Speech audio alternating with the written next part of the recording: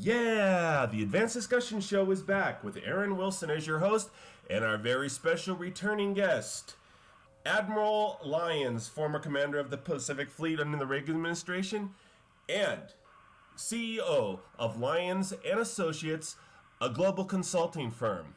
We just call him Ace on the show. Welcome back, Ace.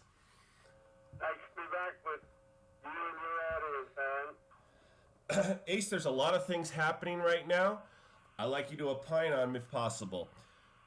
Number one, Donald Trump. He seems to be saying all the right things.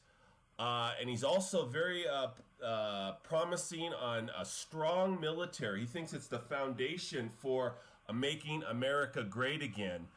What do you have to say about Donald Trump and his candidacy in 2016?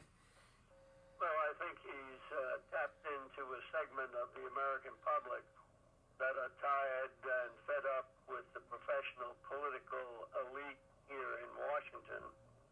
It's been really a disgrace. We have checks and balances built into our system based on our Constitution. And neither our congressional leaders, the Supreme Court of the United States, or for that matter, our military leaders have lived up to their oath, which is to rein in an out-of-control president. They're all complicit with his illegal and unconstitutional acts. And what Donald Trump has tapped into is that anger and that sentiment that is prevalent out in the American public. They understand quite well the illegal actions of what's been going on in Washington. And of course, I double down on his comments on making our military strong again, because a strong military is what makes diplomacy work. Without a strong military, words have a hollow ring. Wow. That's as really... you have witnessed with this administration. Ace, with respect to our present U.S. naval capabilities, what do you think of these new ships, these new littoral class destroyers and this sort of thing? What do you think of the present makeup of our modern military? Are we too focused on aircraft carriers or these new sort of... No, we're not focused enough on them. The problem of the littoral combat ship, that whole contract should have been canceled long ago. It was a failed experiment. It has neither an offensive or defensive capability. It was supposed to be stealthy. It's not. It's way over cost and budget. And really, as I say, it's a failed experiment and should be canceled. And we should get on with building a frigate and there are many solid frigates that have the capabilities that we're looking for. Well, could you just expand a little bit on those capabilities that we need? What kind of a balance of armaments, this sort of thing? Well, look, we should have a Navy of about 400 ships. We're heading now down to about 260. And, 20% of those are the way we're going are the littoral combat ships, which really provide us no offensive or defensive capability. And China is built the Navy to combat the United States Navy. That should be very clear to everybody. Their shipbuilding program this year is 60 ships. Wow. What are we building? Something like 9 or 10? We're not building enough to even hold our current level of forces, which is somewhere around 278 ships. And to put that number in perspective, that's the number of ships I had under my command when I had the Pacific Fleet. That's what we have in the entire United States Navy today, and we're heading south. In fact, we're going to have the smallest Navy since prior to World War I, not World War II, World War I. Ace, what do you feel about the capabilities of our, not our surface navy, but our I don't know what the right term is, the bubbleheads, the submarine corps? How are things going I with think our submarines are the most modern and technically capable in the world. They are a key element in our overall capabilities. Excuse me. And really provide a key leg of our strategic deterrent with our Ohio-class ballistic missile submarines. So I'm not concerned about the capabilities and of our submarine force. I think they're the finest in the world, as are the people who man them. Wonderful. Okay, switching gears here a little bit. Well, the deal is set with Iran. We're finding out all the details. It seems like they basically have carte blanche to do whatever they want. I don't know exactly what we got in the deal. Can you talk about the Iran deal here? Well, it's yes. Let me sum it up. It's a tragedy. Wow. We gave away every concession, every one of our objectives that we set out initially. We conceded to Iran. And more importantly, one concession which is not talked about,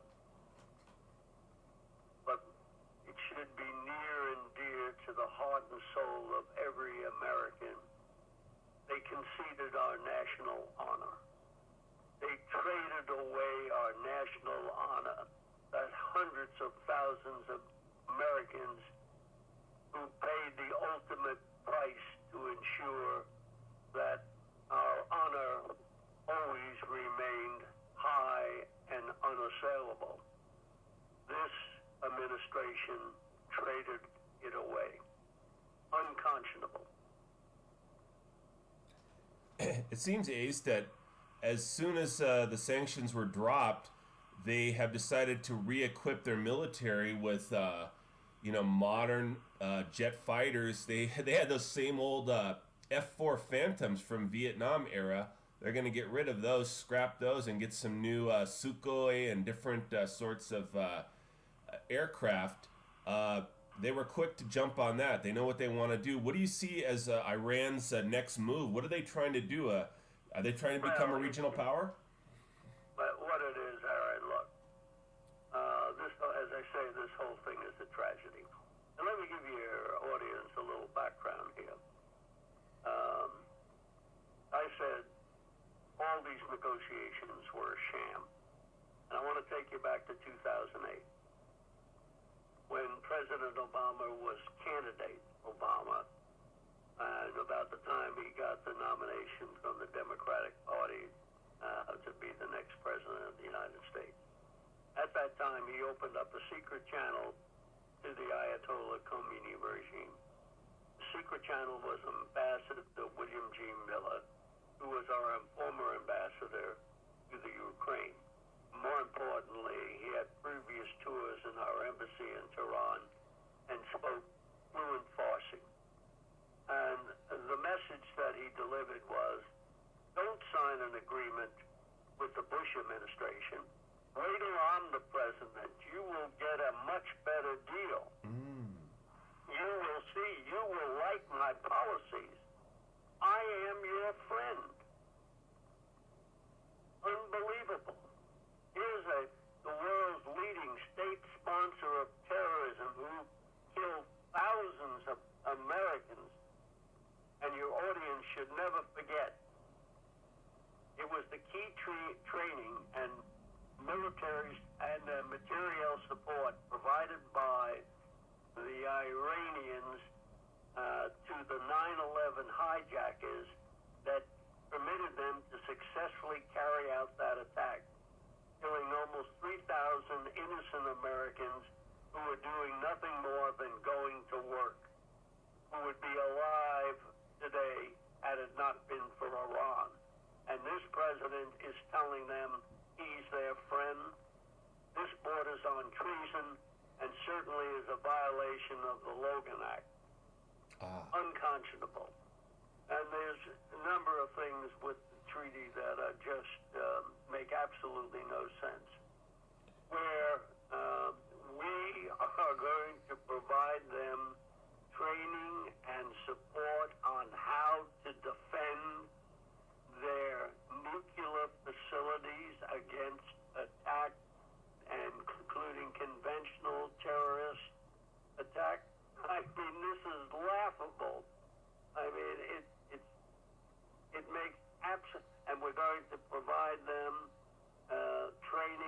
on how to thwart sabotage attacks against their facilities. I mean, we were negotiating from the same side of the table. No wonder the Iranians have been laughing all the way to the bank. They can't believe their good fortune. And the fact that we put no restraints on their conventional weapons, their intercontinental ballistic weapons, they have seriously threatened our position in the Persian Gulf. And I have to say, even Jimmy Carter recognized that the freedom of navigation that we have ensured happens in the Persian Gulf is of a vital interest to the United States. But what this administration has done is really unconscionable. And this treaty must be rejected. Do you think the security of Israel is threatened by this agreement? There's no question about it. Look, these guys are going to wipe out Israel as soon as they have the proper equipment. And how many times do they have to say what they're going to do? And they will. They've been at war with the United States for over 35 years. It's you don't build intercontinental ballistic missiles to send up to fire a conventional warhead. There's only one thing you put on the end of an intercontinental ballistic missile, and that's a nuclear warhead. Very good point. Okay. And of course, let's not forget, Iran has extensive networks throughout Latin America. They actually have an operating missile base in Venezuela on an offshore island. And that should be taken out immediately. So it isn't just focused in the Middle East. They have established a large and broad network throughout Latin America, all aimed against United States interests. Well, it seemed that the administration sought to allay the concerns of Israel by throwing them a bone. They've agreed to release Pollard at least into a probation sort of situation. I don't know if he can return to Israel, but he's certainly going to be freed by the end of this year. Pollard was a convicted spy who was working for U.S. naval intelligence at the time, and he sold secrets to Israel. He was convicted of that. What do you think about the disposition of Pollard's case? Do you have any thoughts on this former traitor to America? I'd have let him rot in prison. I never would have paroled him. And the idea that this is some sort of sot to Israel to make them somehow tamper down their objection to this ill-advised agreement with Iran really doesn't make much sense to me. I know.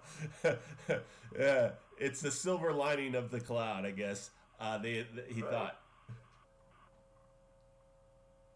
Now, just another check on Pollard. That was sort of in your era, I think, when you were active. Do you think that Pollard's breach of U.S. security and etc. cost American lives? I don't know. I can't answer that question.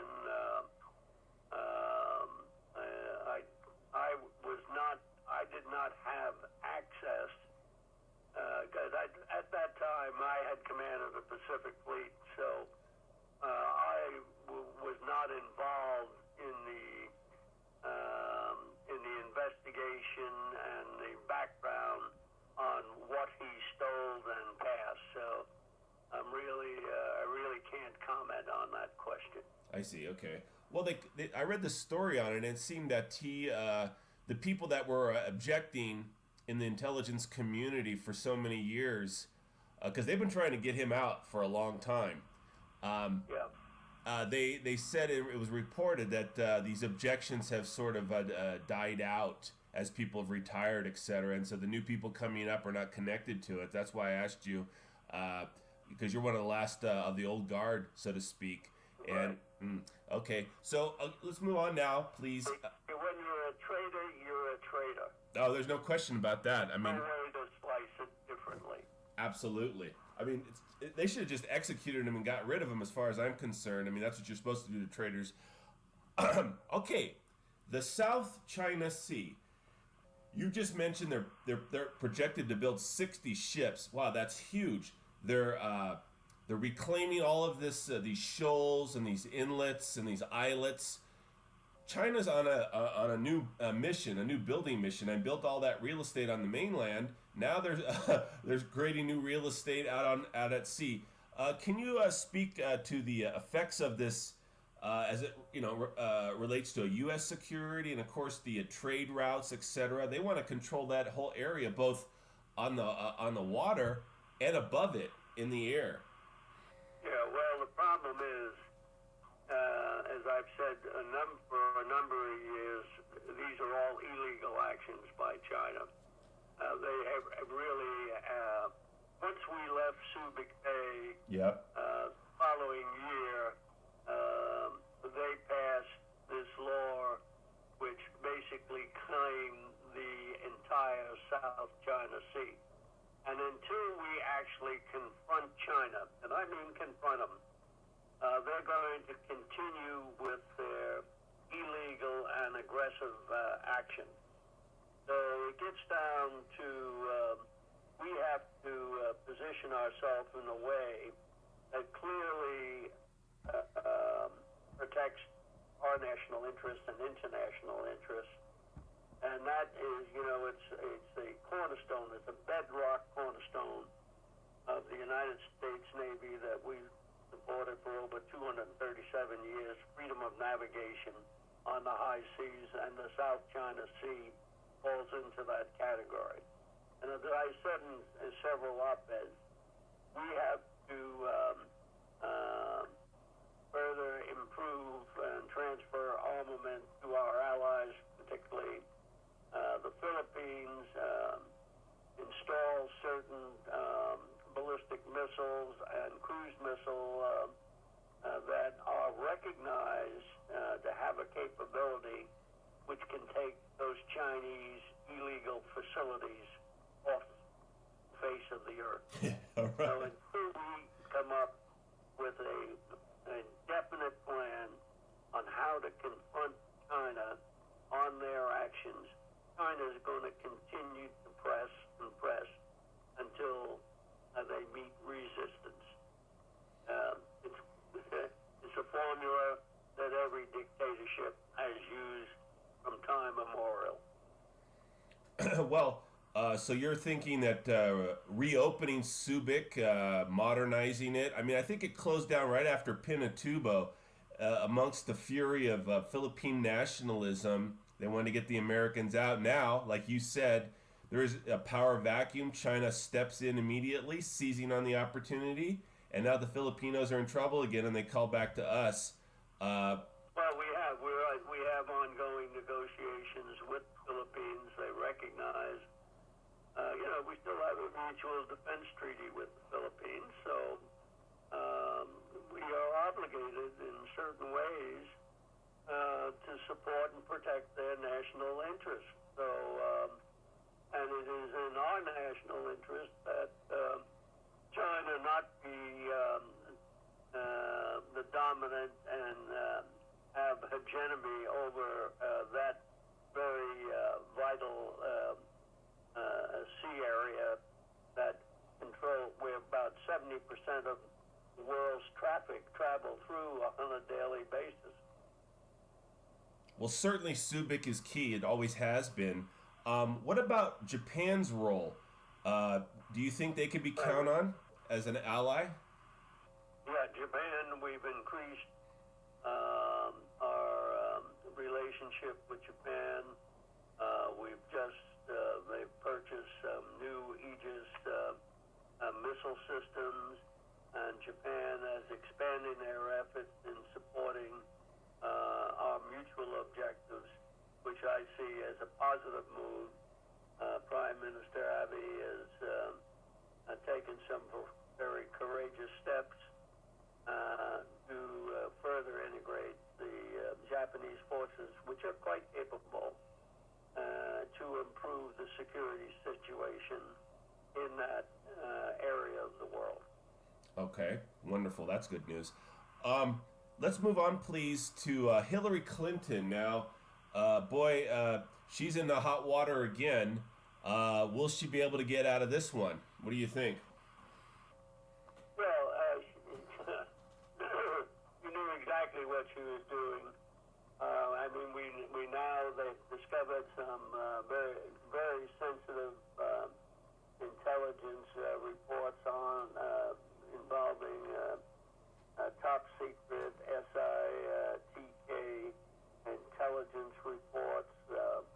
I mean, what she did was illegal and criminal, and she should be prosecuted. She should never be running to be president of the United States.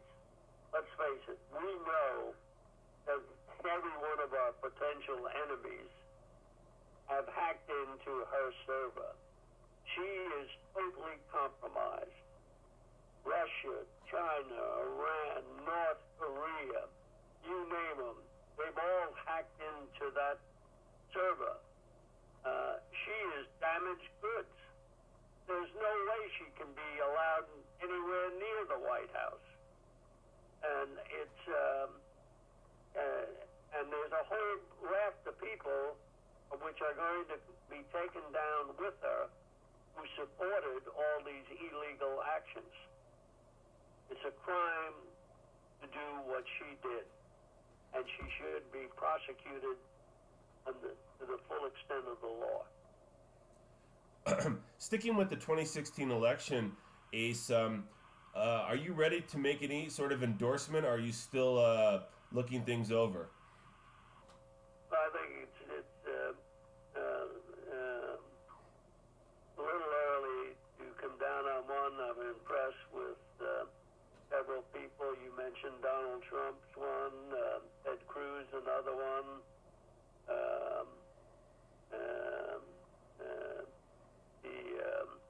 Marco Rubio has come along.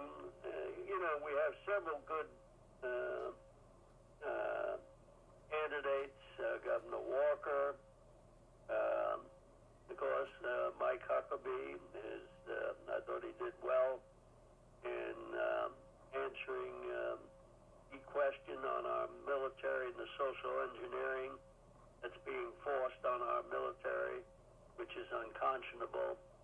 And again, we didn't talk about that, but whoever comes in, sequestration must be immediately canceled.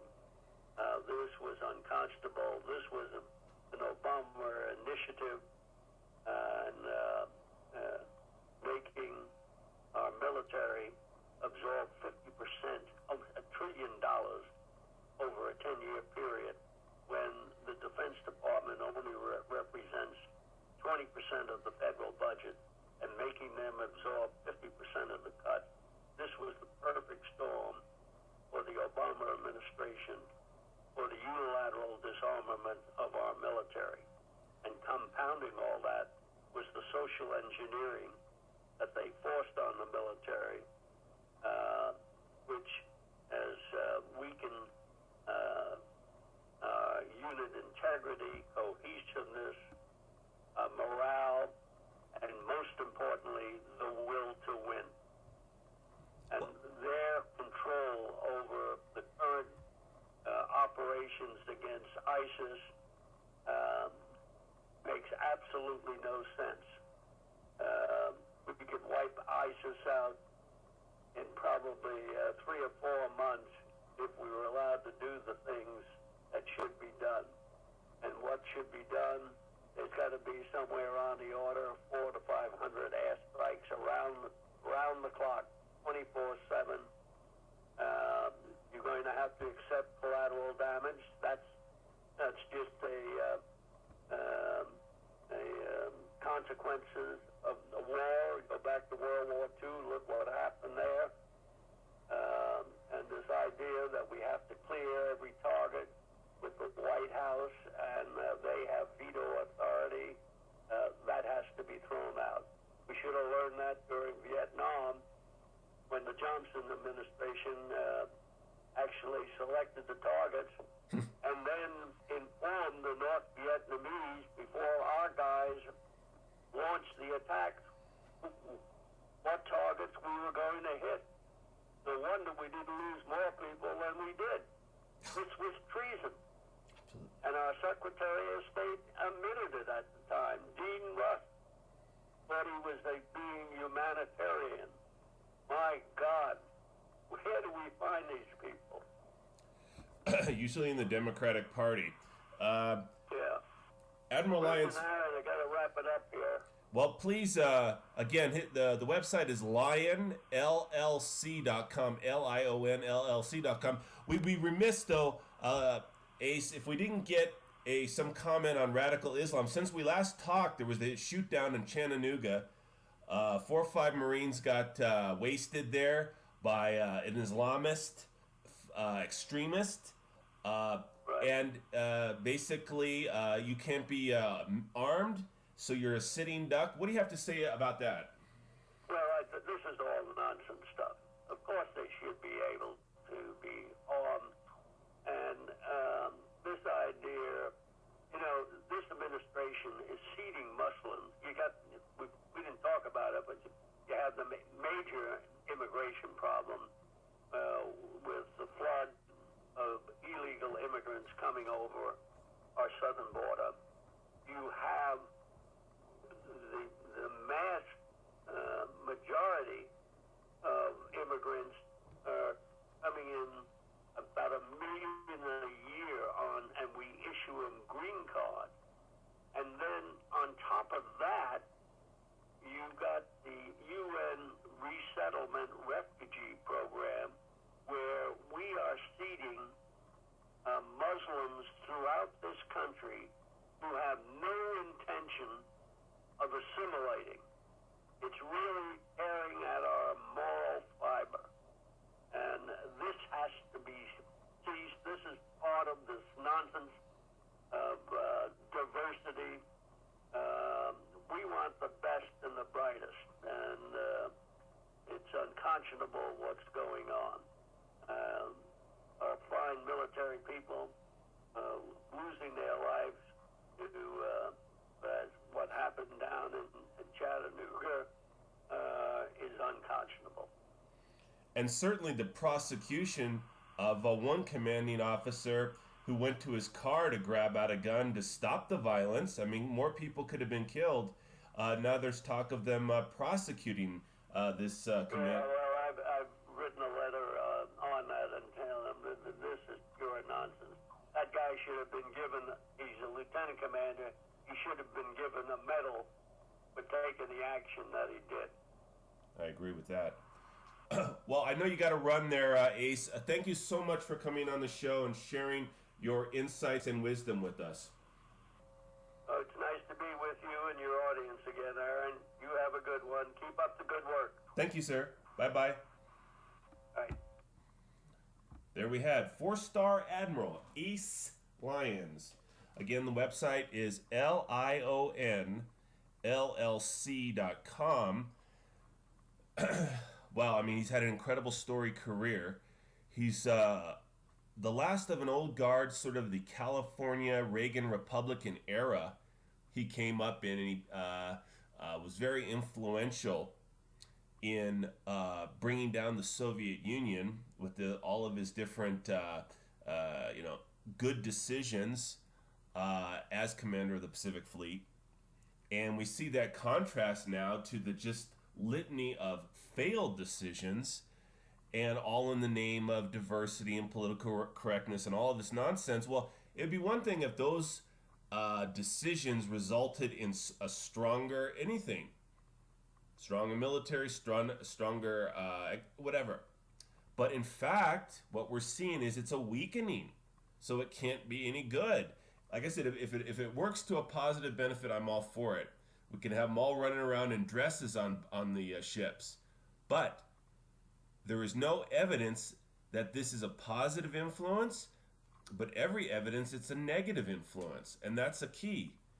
It's more important to have a strong military, and this is a good point that he brought up. I didn't have a chance to ask him about the, we're 18.5 trillion in national debt here. What are we going to do? I mean, how are we going to get a stronger military with all of that debt already? I mean, just add another couple trillion onto the bill. But he made a good point, was like, the military was willing to accept some cuts, but not a disproportionate amount relative to the whole budget. And that was a key argument. I hadn't heard that brought up before. I think that's brilliant. Every cuts across the board fairly. Not just saddle the military with the lion's share of the cuts, and disproportionate. And I think that was an excellent argument. I think it deserves further investigation to totally delineate it. It would be a good talking point or debating point for Donald Trump or whoever else comes down that path of true Americanism. We want to continue to be powerful because, again, like he pointed out, there is no utopia. If you cede power, somebody else will take it up and be threatening you. It's just a natural course of events. Now, he brought up this issue with the, I hadn't heard of that either, that the Iranians have a missile base off of Venezuela. I have to check into that. I want to investigate that. I've never heard of that before.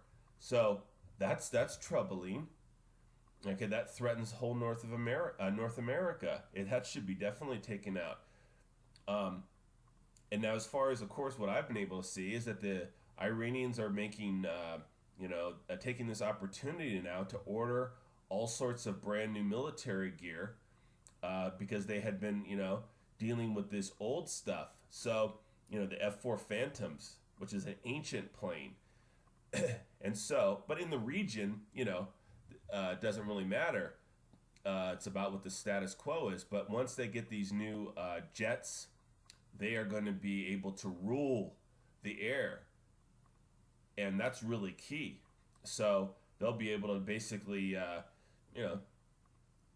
rule all the way down to Saudi Arabia and all the way probably west through Lebanon, etc., to the Mediterranean. So again, and those that sea channel, they already have a good position. They have a choke point there with all of this money they have and all of these orders for new military equipment. Certainly Iran looks to be a concern military for the next 20 years, I would say, at least. And of course, what's happening in the South China Sea, again, the Filipinos were foolish. They traded security for, a national sovereignty which they couldn't maintain themselves. You see, and that was the key thing. Under the Aquino regime, they kicked out Marcos. They put Aquino in there, and they said, "You Americans get out." Well, the Filipinos are helpless. They can't defend themselves. They've never been able to defend themselves going back 500 years when the Spanish dominated them. So now the Chinese instantly took that opportunity to take an advantageous position. And now the Filipinos are crying, help me, Uncle America, Uncle Sam. So this is how the world really works. That's why it's great to bring on a sage, of incredible acumen as far as all of these different military and sort of strategic type of concepts that I think we're detached from. I mean, there's been a huge unlearning of these things. That's why I bring Admiral Lyons on. I really respect him. He's from a time almost forgotten now. Okay? He's 90 years old nearly. He's still about himself, his wits. He's not suffering worse for wear. And we can learn a lot from him. That's why I was always very impressed with Admiral. I was so happy that he came on this show and being able to interview him. Because the skill set and the wisdom and the intelligence and the experience that he has is fading away. We need to really grab onto that, because look what we have in its place. We have Hillary Clinton and Benghazi. That's her thing, selling us out to every foreign entity out there. We don't want another 4 to 8 years of Hillary Clinton. I mean, guarantee it's going to be far worse than the Obama administration. There's a few good things about the Obama administration. There is going to be nothing good about Hillary Clinton. And I hopefully, wish that the Republicans will get themselves a female vice president going. Unfortunately, it looks like Trump is on the outs with Carly Farina, so somebody else has to come forward. But these women, they're more interested in pursuing feminism than protecting the security of this country, which will ultimately lead to the downfall of their feminism. So it's really cutting their nose to spite their face sort of situation, absolutely, down the line. So Hillary Clinton would be a complete failure to the country. We're going to be in such deep doo-doo, it's not even going to be funny. But the women still have this dream of getting high office. Well, they don't have a legitimate Democratic candidate for president. So I think the next best would be vice president.